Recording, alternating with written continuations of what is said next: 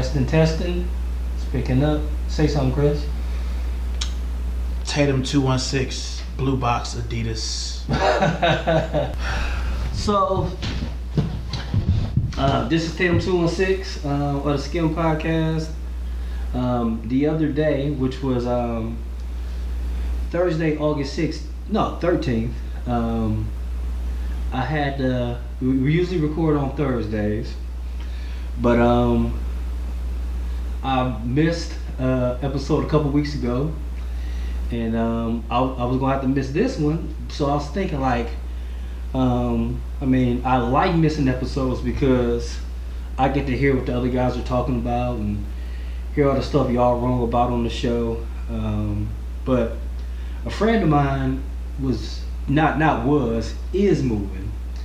He's in the process of moving, and like over the years, like on the podcast, Brian, he doesn't live far, but he lives in Columbus. He moved first out of our friend group, and then my friend Deontay moved, and like he moved to Vegas, and like countless other friends have moved, and my friend Chris, like his wife got an opportunity, and they decided to relocate, and he's my last, like the Skim guys, like we all met at work, but like out of my core friend group, Chris is the last one. Like he's moving away. Like everybody else is like, friends I met throughout the years, but like he's like my last good friend that's moving away.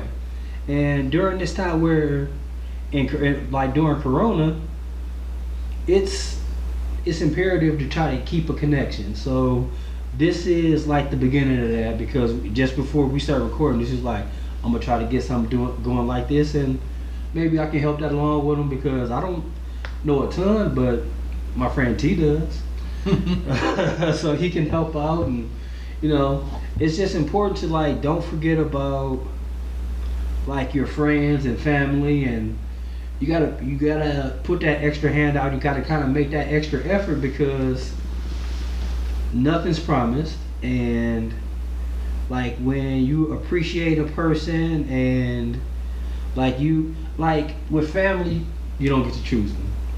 With friends, you do get to kind of choose who you hang out with, and when you have a good one, hold on to them and make sure that they know that you appreciate them, because like, man, like, talking on the phone is becoming man, sometimes I'm like, well, man, why is my phone ringing? Like, you rather text somebody, you rather just shoot them. It's like, I seen you on Instagram today. It's like, but hearing somebody's voice, or texting them back, and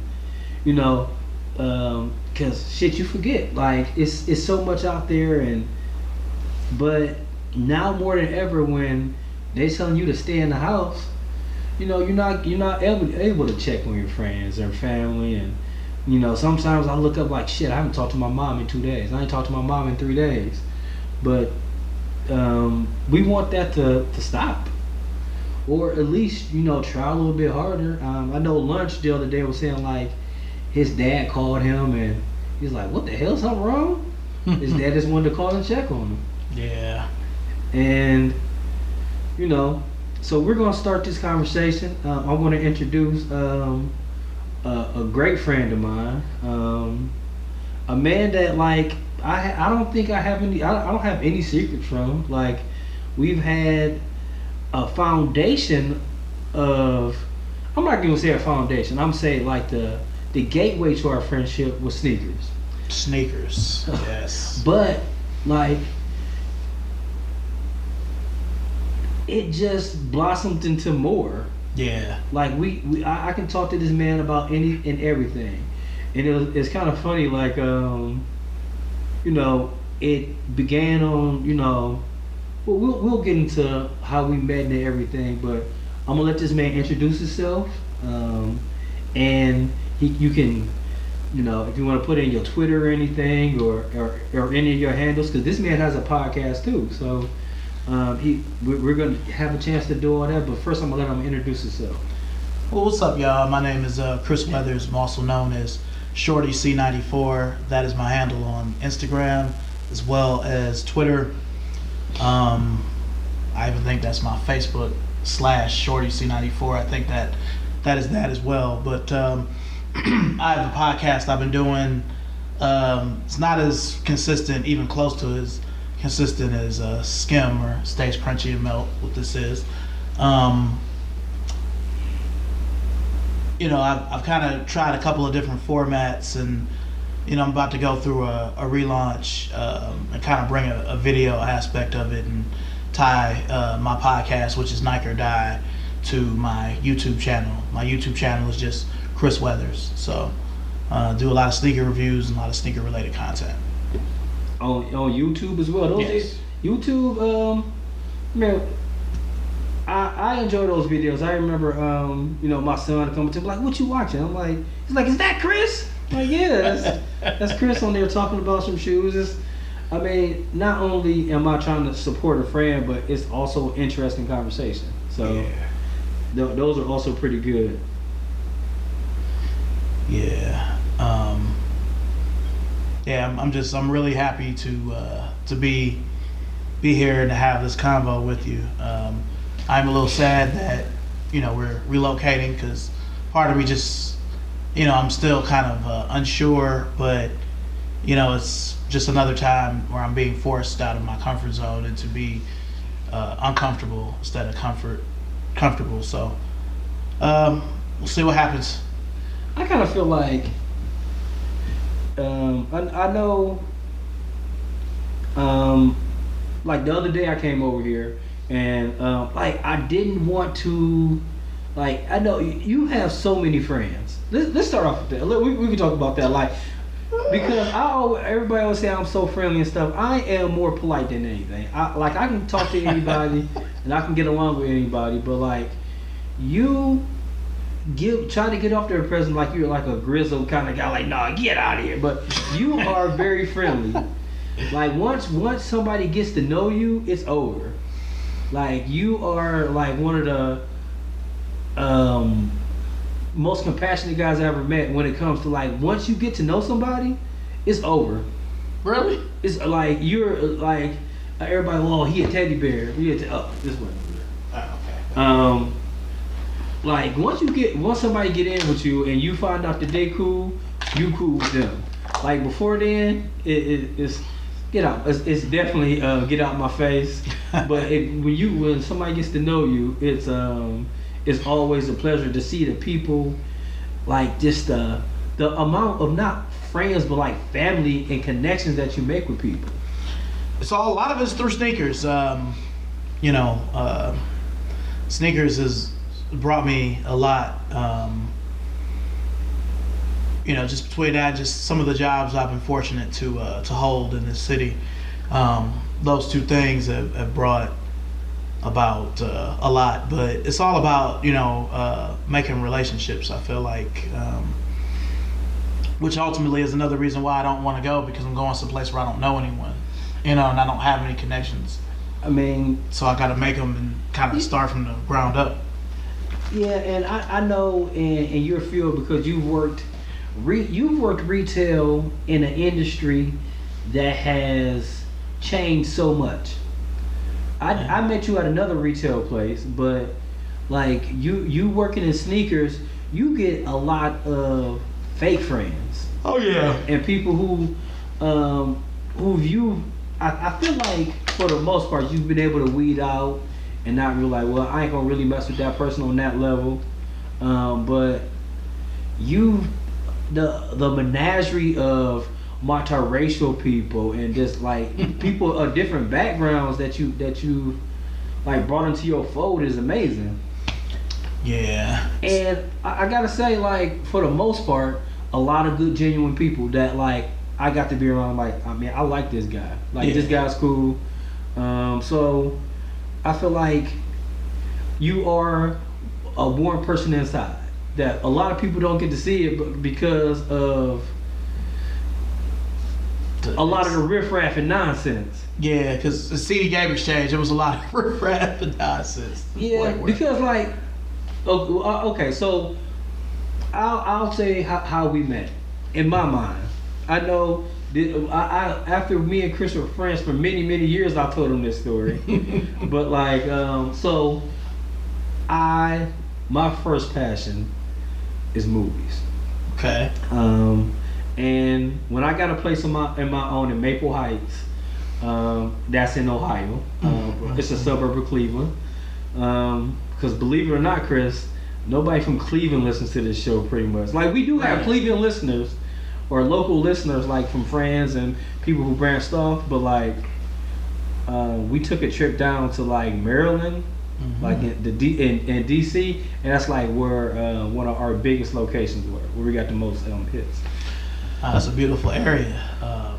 I had a chance to relocate there in 2005 with the, when CD Game Exchange was still all owned by one guy. But I just, I always wonder how it would have been if I would have went. But I love that area, the DMV. It's nice. It's not always, the safest area to be. Like my best friend used to live in Southeast DC. I saw some things when I would go visit him there that were, it's like, man, this makes some of the worst hoods in our city look like nothing. Yeah, like, like you grew up in what I would call probably one of the most famous suburbs of all time. Like it was just recently made a little bit more famous by Kerry Washington. Little fires everywhere. Yeah, little fires everywhere. Which, like, when I first read that book, I'm like, man, Chris ain't gonna like this shit. Nah, I didn't. I watched it with the wife. I didn't really. It was some stuff that was accurate about Shaker, but it was a lot of stuff. I guess they maybe had to change it so it wouldn't be too much, but some of that stuff just wouldn't have happened the way it was. Like, I don't know if we could talk about that here, but you can talk about you can talk about whatever you want to. Like, so when the kids burned the house up, like that would have never happened in Deep Shaker. Yeah, those cops would have been there like that. You know what I'm saying? Like the kids might not have got arrested, but that fire would have been put out. The whole house would have burnt down. Yeah, no way. Just like in any suburb, when something happened, they pulling up by threes. It's not going down like that. But yeah, that'd have been a house on Shelburne or Lynham Circle, one of them fancy Shaker streets. Yeah, that shit would have been put out in 5 minutes. Oh, do we cuss on here? We can say whatever. Okay. You want. Okay. The only thing we don't do is we don't really play music. But other than that, you can say what you want. It's fine. Yeah, I mean, I like the fact that they made a movie based in my, the city I grew up in, but I didn't like how Shaker was made to look. Yeah. And I understand what the girl who wrote it was trying to bring across, but nah. Yeah. All right, so back to the original story. We are always known for going on tangents on Stage Krunchy and Milk, so that's just a part of how it is. So I moved to Maple Heights, another suburb of Cleveland, and like I said, my first passion was movies and of course music. And I should go to the record exchange and get some cheap movies or it was another like a video store not too far from there. It like had 79-cent rentals. I was just like pack up my book bag and was that Eric Martin? No, what was that? York video? Was it not the York? It was another one. No, York was down on Libby and Lee. I used to go there too, but the one that was on Northfield. Over there about not too far from the churches in White Castle. We're closer to Southgate. Huh. I was gonna say Network Video, but that was up on Emory. But it's closed now. So for a long time, it's been closed for a while. Like the early probably the mid 2000s. God, you had me thinking about that for the rest of the night. What the fuck is the name of that store? But nah, it's cool. So I used to go into the record exchange, and Chris was the manager at this particular one.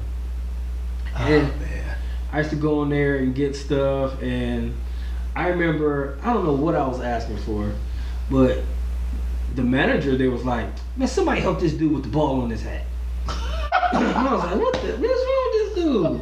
I said that? Yeah. Oh, And man. I was like, and then I came in there another time, and he was like, he said something. I was like, all right, I hope this dude better not be ruining my experience in my favorite store. And like I was like, the next time this dude say something, I'm gonna have to give him a piece of my mind. And then I walk into the store. You were at the door. He's like, man, where you get those from? And he was talking about my shoes, and we just had we just started talking like right away. He's like, hold on, I gotta check these people out. Just hang around the store for a little while. And I was like, all right. And I got what I wanted, looked around, and like we just started talking about shoes and stuff for like a while. Oh, wow. And he was just like, he was like, I don't mean to be rude, but like I gotta get I gotta get back to work. I haven't had a conversation like this in a while. I was like, for real? He's like, yeah, we hit it off like right away. Like I feel like we exchanged numbers. He was like, I'm up here these days, just come back up and we'll talk again. And it was just like fast friends after that. Like then like we started I remember he got me the first Gnarls Barkley when I couldn't find it nowhere else. And like I ended up giving him like this Michelin Ness jacket I had, this brown and blue one. Yeah, I still have that jacket. I still have it. And like he was like, you don't want nothing for us? Like, no, you can have it. Yeah, and I remember that. Like just friends from there. Oh man, yeah. I remember it's some record exchange memories I have. Like I remember you had me jealous. I remember you had got the Pacific Sevens 2006 early. You had them like a week early. You came up and you like cracked my head. You was like, "What's up, Chris?" And you was walking. You had a little bit of extra pep in your step. I'm like, man, this dude, man. I wanted him, and I ended up getting him like a week later. But I always remember that, and I always remember you selling me the Laser 4s, for like cheap. So yeah. I remember who was those Nike ACGs? I gave you one pair of. The Wildwoods. Yes. They just started crumbling. Like I had all the stuff you gave me. Those just because I was gonna wear them maybe about 2 months ago, and I put my foot in them, and it was like the midsole just started shredding. And they were with the blue and gray ones. Mm-hmm. Yeah, because I got the blue and gray. I had the blue and gray ones I gave to you, and then I had like a brown and like maroon pair, white, brown, and maroon pair. Which I remember those. Not to get too much into the sneaker talk, but like I love earth tones. Mr. Brown shoe here and Blue Jordan shoe here. Yeah, I like brown. I like blue. I feel like Chris has talked me into liking forgetting about. I used to be so into certain colors and stuff like that, but like, we've had many discussions like I'm not wearing no all white shoes anymore. I don't wear all black shoes. Like, what's the point? Yeah, it's too easy. White forces always be a waste of money to me, but I might get some highs, but yeah, that's different though because it's pearlized. Yeah, it's not just white leather like the lows and the mids, so it's gonna last longer. But you've always been into. I've always appreciated. And I know we're talking about more than sneakers, but I've always appreciated the fact that you would have stuff that everybody else had, but you would also have shit like those Adidas that we met over. Like, yeah. You was, for y'all that don't know, Ant here, he was blue box Adidas for the 2000s. You were more Adidas than Nike when we became friends. You had some Nike, but you was more Adidas. The reason I was geared more towards Adidas because and Adidas and Vans because always a fuck with the Vans. Like you have. It was I work in the corporate America and I want to wear something comfortable, but I want to wear something that my boss will look at but not look at twice. Oh, those are nice, Anthony. Yeah, that's where the earth tones came in. Like I'm wearing brown shoes. Yeah. And like I did get bold some days. Like fuck it, I'm wearing some threes today. Mm-hmm. Like that did happen every once in a while. Like I'm gonna wear some threes today. It's gonna happen. Yeah, when I think of a lot of the memories with you, a lot of them do involve Tower City, where when I think of how you and I dressed when I was at Champs, Yeah. as opposed to how you and I dressed when I was working at Next, it is completely different. You know what I mean? Some of those shoes we still have, but Yeah. the clothes is like, nah. Yeah, like on Chris's Instagram. What's your Instagram is at shortyc94. Mm-hmm. You posted something about like in this year this is what I had. This everybody was wearing that. Yeah. Like the long white tees. Oh yeah, the white. And I was like, yes. But imagine working in corporate America on Fridays, like. Come to work like this. I came to work just like that, and like I'll never forget this one lady was like, "You'll get further in life if you stop dressing like that." And then that got laid off, and I didn't. So,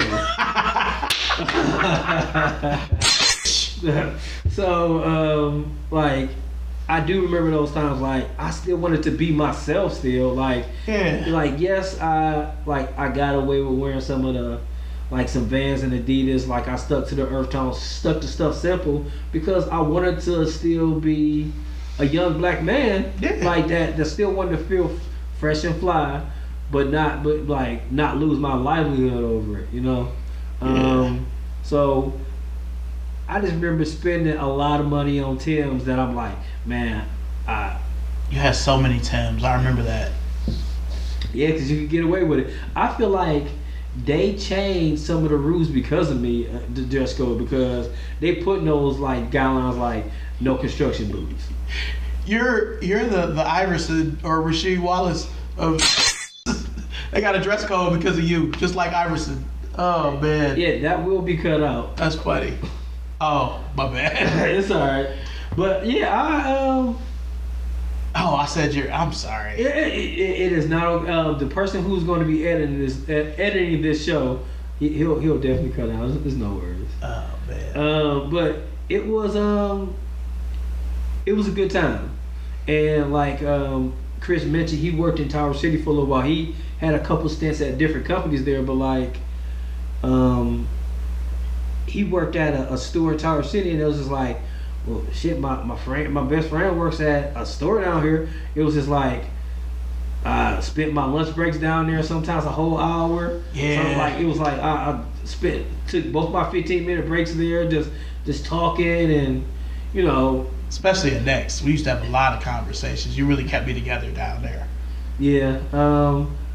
I mean, I don't know if you want to get into it, but I remember a big part of our friendship with. What we talked a lot about is about your current wife, and yes. I remember it was this one saying I used to always put in like this is when I was probably still on Facebook and which I am not on Facebook. I would never go back. Never. What's the point? Your page is still up there because every night when your birthday, every year for your birthday, it's like has a birthday today. I'm like page is still up. Still I think it's the picture of you with either the buddy or the one where you was leading. One of those.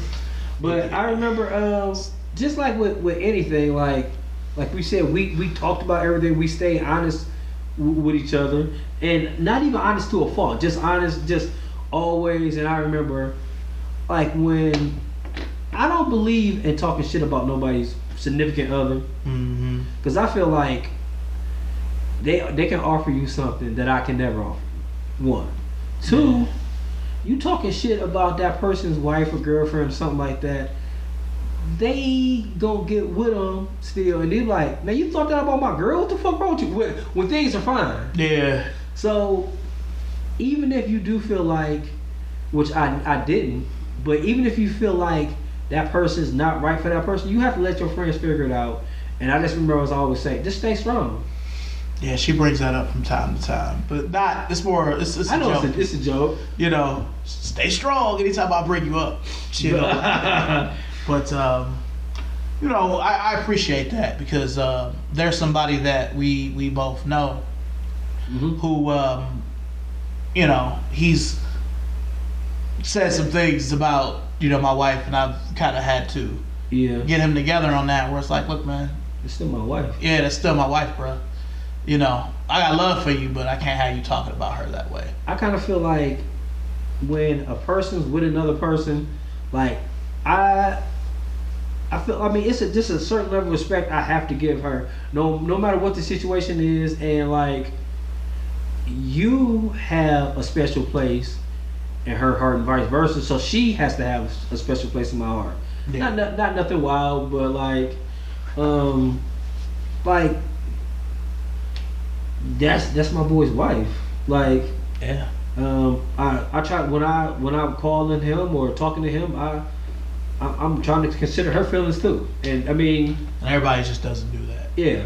You know, but another thing I want to say, since we're talking about, you know, I always will appreciate the fact that you never acted differently towards me whether I was married or not, because I feel like certain people they'll use your marriage against you, where it's like, man, you married with a kid, man, I ain't even want to bother you. You know what I'm saying? It's like, come on, bruh.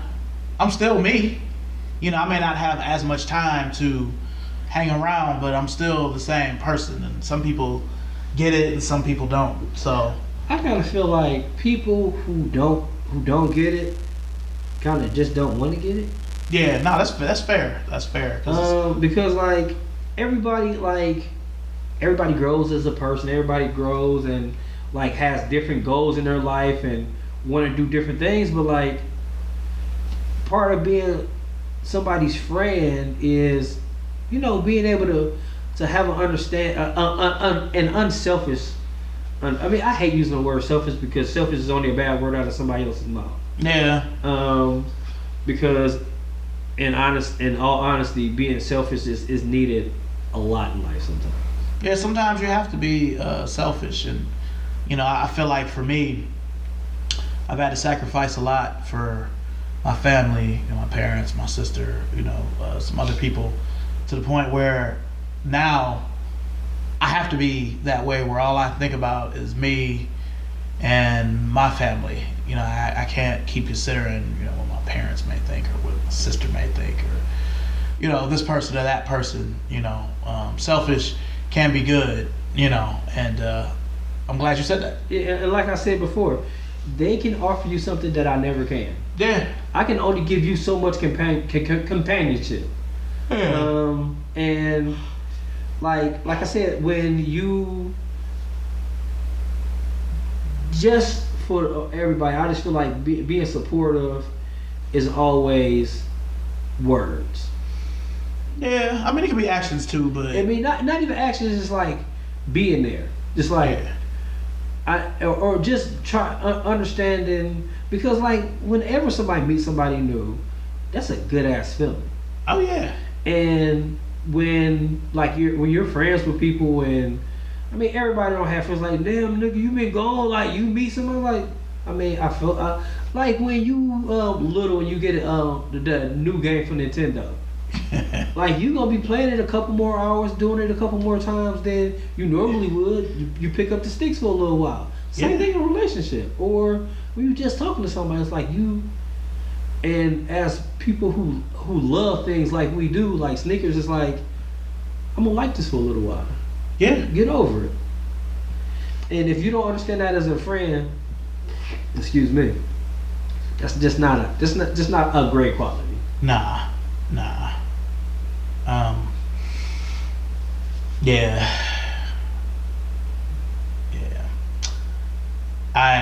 Another thing, because I'm gonna be telling you what I appreciate about you during this whole thing.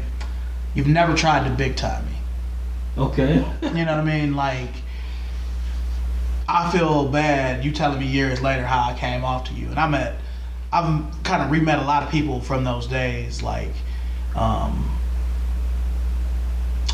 I didn't know him then, but like, Aunt Hollins told me his first impression of me. But at CD Game Exchange, it was a different time, and I was a different person. I'm still me, but you know, it was sort of kind of similar to when we were at Hibbett, which is one of my favorite parts of our. Yeah. You know, I'm glad we got to work together, even if it was just for a little while. But having to be a dog and have to be aggressive every day. Yeah, that like shit can wear you you had out. to be on guard. Yeah, and you know, niggas was always trying to pull. I'm sorry. No, you can say niggas. You can say whatever you want. But they were always trying to pull stuff, and you know, it was really tough doing trade offers at that store. That every job has its downfall. Like if you working at Walmart, the Walmart greeter, yes, they greet you. Well, not anymore. That shit is dead in this you know, in the Corona days. But like, you gotta check them people receipts too. Yeah. Like, and I'm sure whoever the Walmart greeter is, that person got to be a fucking dog. Yeah. Like to pull up and say, hey, you ain't pay for that water, my dude. Yeah. You gotta go back. And the way the record exchange work, from my understanding, like you come in and based on prices that are told by you, that were told to you, you have to get that person a certain amount of money. And people be in their feelings about that shit. Yeah, I mean that's sort of how it was. I mean, we would base the offers on a couple different things. We would base them on condition, popularity, how many we already had in the store, and how much it costed brand new. So, you know, if I've got 15 copies of 300 on DVD, what do you think I'm going to be able to offer you? You know, and a lot of people, I would just tell people, I'm like, man, I wouldn't even take this. You know what I'm saying? I would just keep it. You know, I'm not going to. And DVDs were still $20 back in those days. So yeah. It was like, I'm not going to take 50 cents for a DVD I paid $20 for. Yeah, just keep it. Yeah, just keep it. But, you know, people would be like, well, if the game is 60 new, y'all going to sell it for 50 used. Why can't you just give me $50? And then I'm like, well, then we're not making any money. Yeah, then we don't make any money. You know what I mean? Like, we don't really make money on new stuff. It's all on the used. So if I give somebody $6 for a CD I could sell for $12 or, you know, what have you, you know, it makes it better. But there was the opposite of a lot of other jobs, because at the CD Game Exchange, I really just had coworkers that were friends. But mostly other places, you know, I've been able to connect with customers where it goes beyond that to a friendship, you know, like mine and yourself. So, but yeah, for these people listening too, I have to say you're one of the best customer service people I've ever seen to never do it. Yeah. Like, I used to love when we would work together, because I mean we dealt with some assholes, some motherfuckers, okay, or assholes, whatever, at that store down there. But you know, you were always cool. It was only maybe one or two times where I could see where you were getting agitated. Yeah. In 6 months. Yeah, it was like a couple people in there who like you just talking about, will try to big time but then want a discount. Yeah. That was one of my things. Like, you coming in here flashing money or talking like, I do this, I do that. Well, just buy the shoe and get out of here then. Yeah, why you gotta tell me about it? Yeah. You know, but the big timing thing is one thing I won't miss about the Cleveland sneaker scene. Yeah. You know, because I mean, one dude who's supposedly big in this area has big timed us both. You know, he's still down there doing that, and it's like, bro, you ain't nobody. I don't consider what he does as big time, because I don't like. You don't even give him that kind of respect. I don't get that kind of respect. Like, I got you. He's not like, I see like okay. A quick aside. So this person we're talking about that we won't mention, like, other people will consider me a sneakerhead. Like, Chris is the creme de la creme when it comes to it. Like when it comes to this, like, but I have enough shoes. Like, let me tell another story real quick. Like, one of Chris's other friends was at a store. This is one time I did get mad at a person. Oh, was the Converse? Yeah, I'm like, I felt like that was kind of like, damn, why you had to say that? You know what I mean? Like, because I didn't know what they were either. I'm like, oh, they sort of look like weapons, but they're not. I was like, I've thrown away Converses before. Yeah. Like, it's nothing. Just because I don't post what shoes I have, I've forgotten about more shoes than you've ever had. And you used to be pretty consistent with your today's kicks. You know, Yeah. It's only been maybe the last year or so where you haven't done it as much. Yeah, like I got kids. Kids. I love them more than the game. Yeah, and to be, even if, say for instance, if you didn't have your sons yet, I think you still be coming to the same realization. I mean, we've talked about it. Like, the game ain't for us anymore. Yeah. It's just not. Like, I feel like Nike and Adidas and Reebok, they feel like they got our money. They've been getting our money for over 20 years.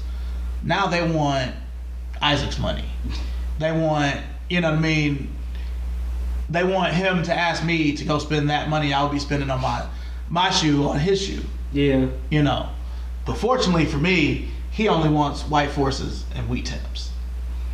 You know, he has a pair of LeBrons that I bought the day before we closed down everything for Corona. Yeah. So it was kind of like a waste, but whatever. But, you know, the game isn't for us. I feel like when I post my sneakers of the day, now it's for all the older people. For people like us and older people, where it's like, I'm going to show you not only the shoe, but I'm going to show you the print ad. I'm going to show you the history. I'm going to show you the commercial if it's one for it. Or what it was going for in East Bay at the time. Like, it's all about the storytelling. And that's why, you know, Nike does the best job at storytelling, but even they've kind of got away from it. Adidas can do better at storytelling. Yeah, I kind of feel like that's why I don't go to sneaker shows. That's why I don't go to sneaker cons. Because I went to that's another thing we did together. We used to go to sneaker shows together. Yeah, back when before they were cool. Yeah, like we went to one at a bar. Oh man, that was awful. And it was just like maybe 6 tables there, and it was like it was like before everything got popping. We was just like didn't pay, just like off of just respect. Is like the dudes knows like, yeah, come on in, like yeah, it was cool. I still got pictures from that. Then after that, it got bigger, and it was just like, well, this is something we do to sell. I mean, I know cons are conventions, and conventions are to sell. Yeah. But it was very few. It was only like one table that I felt like was dedicated to the love. Mm-hmm. Like, he was like, none of these are for sale. This dude has some old Air Max. I'm like, oh, he's like, none of this is for sale. Don't touch it. Yeah, and that's the thing. It's no love. It's just resellers.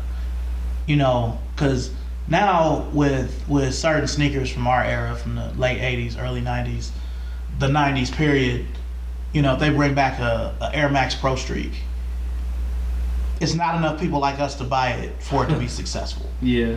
You know, because it's like, oh, that was Reggie White's shoe. You know, Reggie White's passed on. You know, he was with the Green Bay when he won. You know, like, there's none of that. I'm surprised these Barclays are as sought after as they are, because it's not like they haven't been out 4 other times in the past 15 years. But like I said before, every shoe is somebody's favorite shoe. And that's a hood classic. Yeah. That Barkley is a hood classic, specifically that one. All right, so back to the big time story. So it was the release of the Bordeaux's. Oh man. And like 2011. This is still like, the internet does sell shoes back then, but it wasn't quite that yet, and Jordans were regaining popularity, because this is right before probably the pendulum swing of the Concord. Yeah, it was before. Like right before that. Yeah, about 6 months. Yes. And me and this one dude are standing in line together, and maybe about 3 or 4 years ago, it's like, I'd never stand in line. I'm like, dude, we stood together in line. What are you talking about? I was right there with you before. Like, why, like? Oh man, that was different. I don't remember what he said, because I didn't say anything else. I just felt like I felt like that one time I was gonna say something, because he was just so hypocritical about most stuff, and he just ain't on that level that I care about, because he's just like what's the name of the lawyer on Seinfeld? Jackie Childs. Yeah, there we go. He's on the show a couple times, but he's not a main character. Yeah. He's eccentric, and he's like, oh, I'll get a laugh from it. But other than that, I like, Fake Johnny Cochran. I'm sure he only gets like 10 cent residuals from that. Probably more. But Oh man. yeah, I just don't get that dude that much stock in anything. Yeah, and I mean, it's kind of like, all right, technically, according to society, since we're both about to be 40, you shouldn't wait in line. You know, yeah, we got kids, but if I have the means, and if that's how I'm gonna get the shoe, it's not taken away from nothing, I may do it, but there isn't really anything I can see them bringing out that I would want where you'd have to do that. They retro the Air Max 294, or they retro the Air Check, or the you know what I'm saying, just something that they haven't, nobody's gonna care about it Yeah. but us, and we're gonna wait for it to go on sale. Yeah. It's just not the game for me anymore. It's interesting to see where it's going and how mainstream everything is. Or you see Hulk Hogan, like, I'm a sneakerhead. Look at me now. Yeah. It's So, weird. It is. It's very weird, but it's just part of the game. But back to our friendship. Always a tangent. We mentioned that we work together. Where I feel like Chris gave me a chance to do something that I always wanted to do. And the fact that I applied for other part-time jobs, because during this time I had just had my second son. He was probably not a year old. He might have been a year old because he's 3 now, and I ended up working there almost maybe 9 months. But nobody was hiring me. Nobody was giving me a call back, and I was like, Chris, I got a new opportunity at a place. I'm like, I would like to work weekends if I can. He was like, sure, you serious? I'm like, yeah. I was surprised. I'm like, man, you want to work here? I kind of feel like it was at a time where, I went from 1 to 2 children. Yeah, and Hibbett would have been better than it was a better situation for us to work together than Next, because with Next there would have been other people involved, and it would have just been extra shit that at Hibbett I had more control. So it was just like, this is Anthony, he works here. Yeah. I don't have to get your approval for him to work here. I want him to work here. He's here. You know what I mean? So at Next I had to jump through all kinds of hoops, because Aaron used to want to work with me at Next. I'm like, man, they're not gonna hire you. Yeah. He was like, man, why? It's because you look old. You thought I was joking. I'm like, nah, man, seriously, I really look too old to work at Next. They wanted you because of your name and who you are. Yeah, they just basically were using me for that. I mean, but yeah, they want young, fashionable people to work there. I know you know about sneakers, just like I know you know about sneakers. Yeah. But with Next, I'd have had to put y'all through shit that I just didn't really feel comfortable doing. So that's why I'm glad it worked out for both you and him at Hibbett, because we really didn't have to. We had to deal with a lot without having to do much at the same time. Yeah. I mean, but all that aside, I just felt like you gave me a chance when nobody else would. And people look at my work history, I've only had one job my whole life. Pretty much. My whole adult life, I've only had one job. And I applied at different companies. I feel like because if you look at my resume and I've been somewhere for 18 years, I'm like, this dude must be super old. Yeah, that's a blessing. To have got that job when you did, and to still have it, because the whole time we've known each other, yeah, you've worked at that job. So I'm like, man, I've tried to get in a few times, but just couldn't get in there. But I always appreciate you telling me about they hiring again. See what's up. So I always appreciate that. Yeah, I mean, this just what people are supposed to do. I hate to just break it down like that, because I'm honestly, I am super terrible at taking compliments. I'm just bad at it.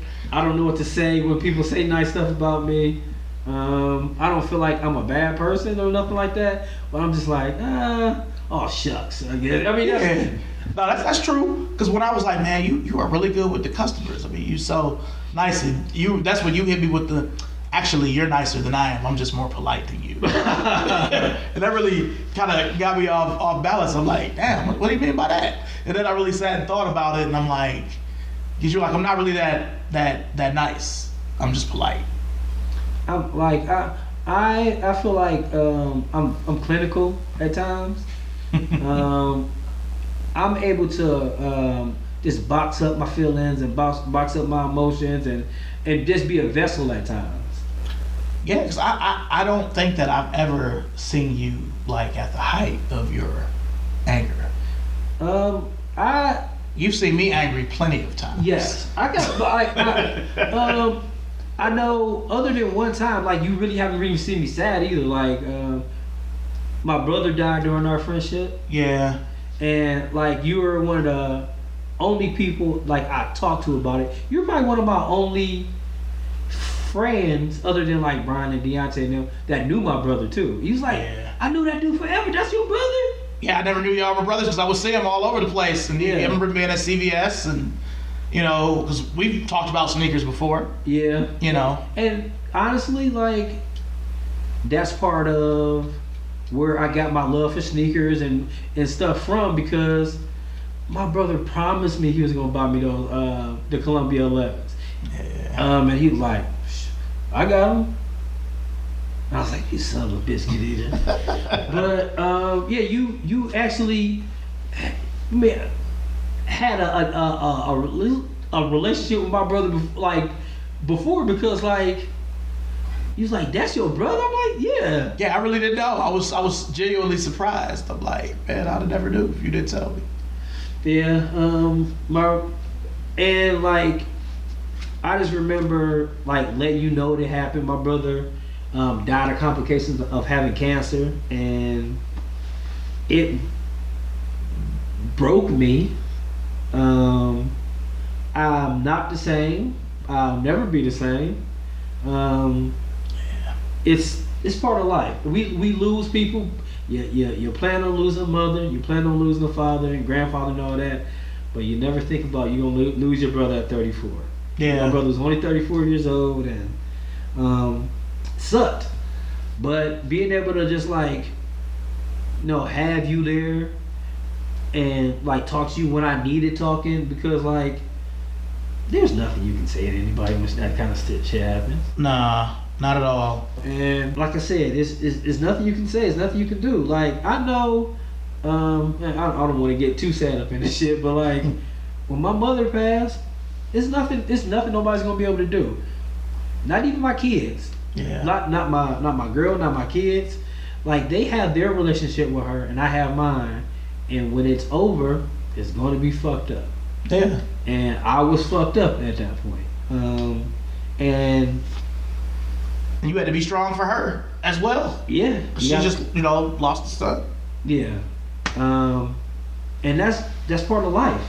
And like I said, you helped me through that just through our continued conversations, and like it's always been genuine. Yeah. I mean, you're one of the only people that I could say our conversation was as genuine in 2004 as it is now 2020. We just obviously know each other better. We've seen each other through some really dark times and some really bright times, and I'm not trying to get too bushy up in here either, but you are one of the people that I will miss the most upon moving, because we can video chat, we can call each other. You always send me good stuff on Instagram. You won't come back to Facebook, but that's fine. But yeah, it's just tough because I feel like you and I are very different, but also very similar. Yeah. And you don't meet people like that every day. Yeah. It's kind of like in life. I know, like we talked about it on the Skim podcast. about how like men in general put too much strain on the relationship of their significant other because they don't have friends to talk to. Yeah, yeah, And it's important to like. I kind of feel like I have a pretty small circle of friends, like, and I'm not interested in like when you're with your friends, like talking about heavy shit all the time. It's a fucking burden. yeah. Like you don't want to be a burden to your friends when you like when I always think about this like one of the main reasons I try to be a good father is I mean my mom and dad got divorced when I was very little, but I would like to think that that has it's not the reason I want to be a good father. The reason I want to be a good father is because I want to be a good father. Fuck what my father did. Yeah. So I try to have that perspective about things. Like, And those kids deserve it.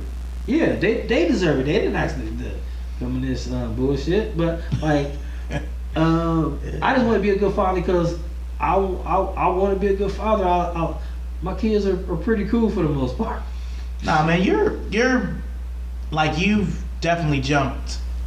Like you're all in. Like you really embraced fatherhood better than most people. You know what I mean? Like you really you're all about your sons. You're all about your kids. You know, a lot of times, you know, I mean, this all the time. Like you won't come out until they're situated. You know, it's a lot of dudes that just be like, man, I'm gonna do what I want to do, man. He be alright. Yeah. You know, so. And I would like to say I don't know a lot of guys like that. Like I remember I was at Mark's, one of my favorite stores in Cleveland. Mark's grocery. Mark's discounted grocery. And I remember this lady saying something about like I don't think my kids were there, but I remember because I'm really without my kids when I mean now they don't fucking go nowhere. But I was at a store and the lady seen me buying kids stuff, and she was like, "You buying this for your kids?" I'm like, "Yeah." And she was like, "Good, because I know a lot of daddies that ain't shit." And I'm like, "Whoa." What the fuck do you even say to that? Like, and I'm like, I don't know any fathers like that. I don't know. Maybe like I was just saying about like about the previous person we told this quick story about, like I don't surround myself with those type of people, so I don't really know anybody who doesn't take care of their kids. Like I don't really want to know nobody like that. Yeah, like you know? that's not a person. I feel like is worthy of having a relationship with. Yeah. You don't judge people by what they can do for you, because obviously, like, if they like you, they'll like you. But you judge people by the way they treat other people. Like when we was in a restaurant the other night, we are in a time where things are confusing and bad and stuff. And there was this one dude at the table who wasn't treating a waitress like was being kind of snippy. But I was like, it's not necessary. That's what I'm thinking in my head. I was like, that's the dude I'll stay away from. Yeah. Energy it seems like the older we get, the easier it is to really detect people's energies. And I feel like for one, I feel like I have retail PTSD because like it's a gift and a curse, but I feel like I'm at a point now where with people, and I'm probably gonna sound crazy saying this to some of y'all, but when you work with people enough, you manage people enough, you can look somebody in the eye and they can tell you everything you need to know. Like I can look a customer in the eye and tell whether or not he means me well. Yeah. And that's why at Hibbett it was really difficult because like it was just a lot of bad people that shop there. Like I feel like you can feel their vibe. Yeah, you could tell when someone is genuine and when somebody's on fuck shit. Yeah. And I felt like at Hibbett we dealt with constant fuck shit. Yeah, that was just the spirit of some of the people there. But like I don't know. You could just tell when somebody's good, man. Like you could tell when somebody is bad. Yeah, it's it's a difficult world, period. And I'm not gonna get along with every Rachel because some be on some bullshit. It's rare though. You get along with everyone. It's only a couple people I don't get along with in life. Really, only one, honestly. I think I know that one. Oh yeah, you know that one. I'm not gonna put no qualms about it. I don't get along with my partner's mother.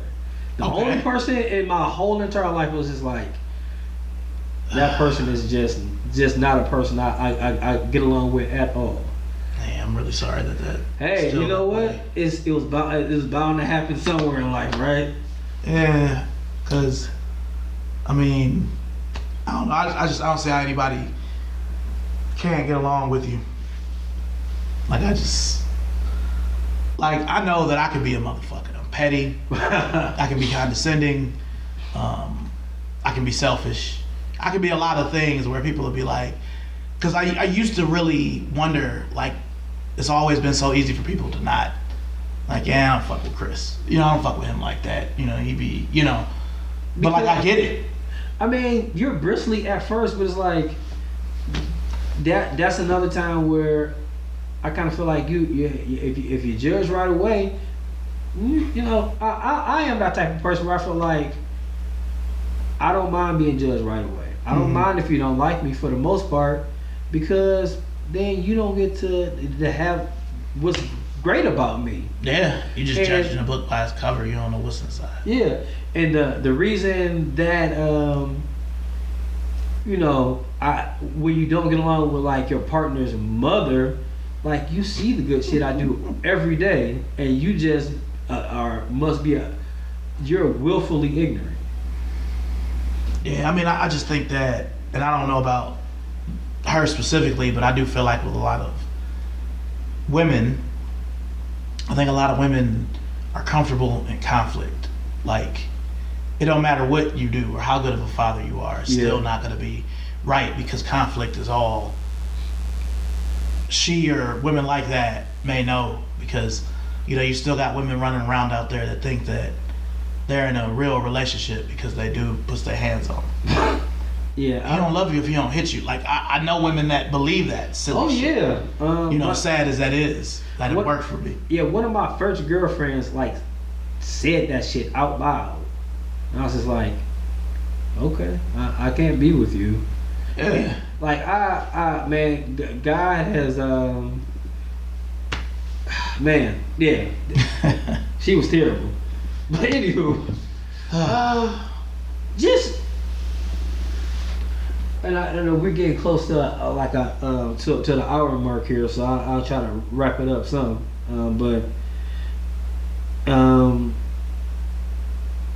In this life, I hope you know, you find some time to make peace with people who's done little shit. If they done big shit enough to you, or you feel like you need to cut them off, fucking cut them off. But if you feel like there's some people that you don't even remember why you're mad at them, have a conversation with them. Yeah, that's fair. And hold on to your friends, even if they're not in in hand holding territory. You know, try to do better about it, because I mean, not only is tomorrow not promised, the way the world is going to be isn't promised anymore. That's true. Shit, I kind of feel like they're like, oh, you from Ohio? You can't come down here. You can't come down to the southern states. Like, y'all got this much corona here. You can't come here. So that's a possibility. Like, it might be far fetched, but who knows? Nah, I've heard of stuff like that. Yeah, and that's something that I am thinking about, because, you know, honestly, even though we're not in the deep South, moving to was considered the South during this political climate wasn't exactly what I initially felt was best for the family, especially trying to raise a young black son. Yeah. You know, but I still keep telling myself that this move, it may not, it's kind of bittersweet now, but I know in the long run it'll be good, and that just means that I'll have to just be that more up on my due diligence with him. Like, look, son, you know, this is how it is. You know, we've already had those talks, but I'm just gonna have to have them more. Yeah, because it's even if it's not racism or anything, it's new still, and you got to be on your p's and q's when it's anything new. Just know, you know, just be aware. Yeah. And I just kind of feel like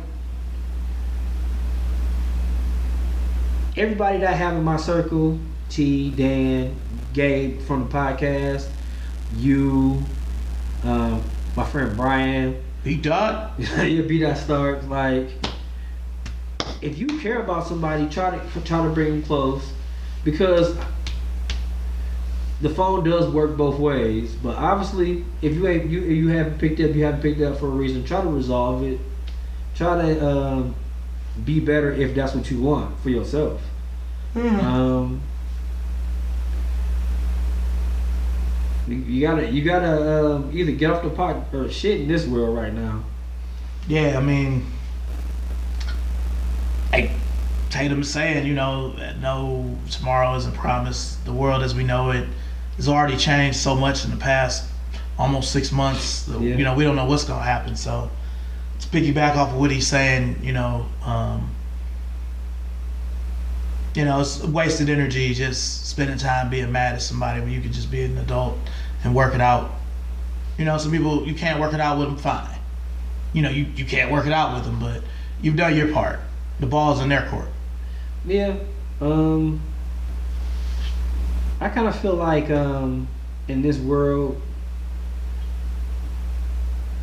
yes, you should find a good partner. Yes, you should try to be a good person in general, but just, I mean, outside of being trying to just be a good person, just do your best. Yeah. And not just fuck all the other stuff. Just do the best for yourself.